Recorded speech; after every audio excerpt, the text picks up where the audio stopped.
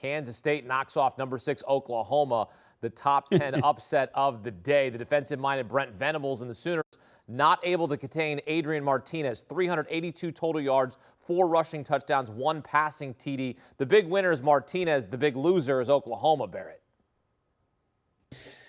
Yeah, the big loser is Oklahoma. That is, you can't go out there. I mean, the score is deceptive. Kansas State went out there and whipped them. That was the old Oklahoma State defense, and that's not a compliment. That Oklahoma defense just looked wretched. And with Brent Venables taking over, that was the surprising thing, is because, you know, to steal a line from Office Space, he was supposed to fix the glitch. And he did not fix the glitch. And I think that was apparent. And look, I mean, Adrian Martinez, you never questioned the talent. You question the consistency. I think he showed why, A, the move to Kansas State was beneficial to him, and B, why he was so sought after when he was a high school kid. So, yeah, but with Oklahoma, it's going to be hard to come back from this. Like, we've seen Oklahoma have a loss and make the college football playoff.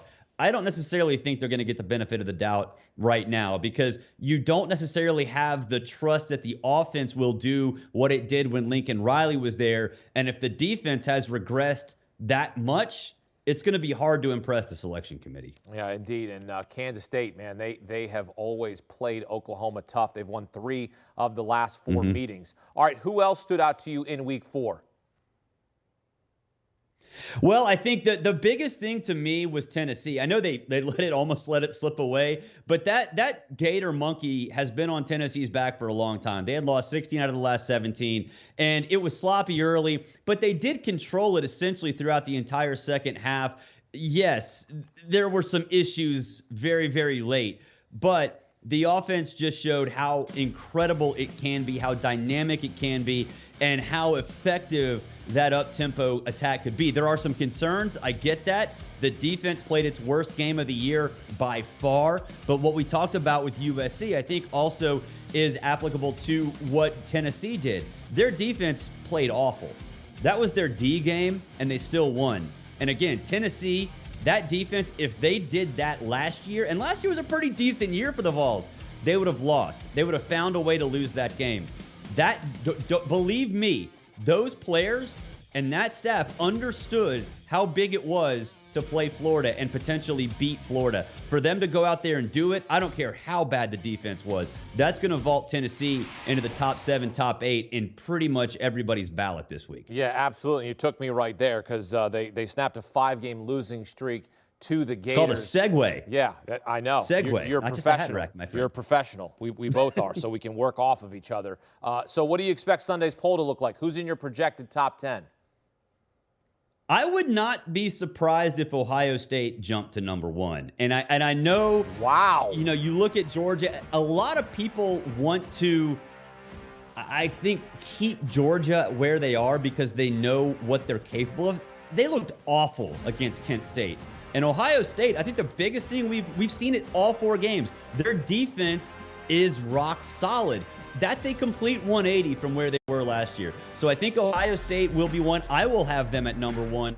Georgia 2, Alabama 3, Michigan, because there really are no other options at 4, like 4, 5, 6, 7, 8. You kind of just throw them in a hat. I think Clemson, that win was very impressive in double overtime on the road at Wake.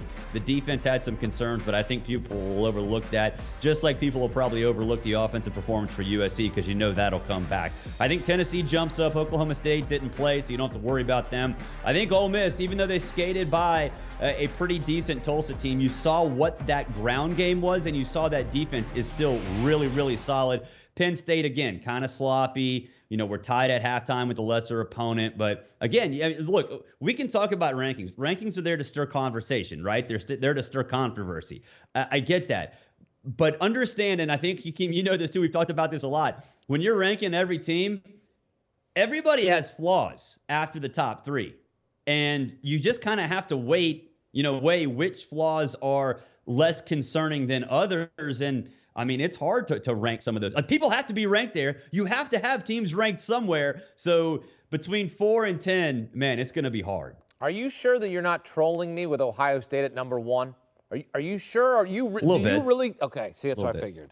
Because they're going to be number 1 on my ballot. I'm Well, just saying. I love it. They're gonna be Number one. And it's not because we're friends. It's not because we're friends. So Ohio State number one in our hearts, but I'm curious really if that's going to happen on Sunday. You really think the poll voters will say, yeah, let's have Ohio State jump Georgia?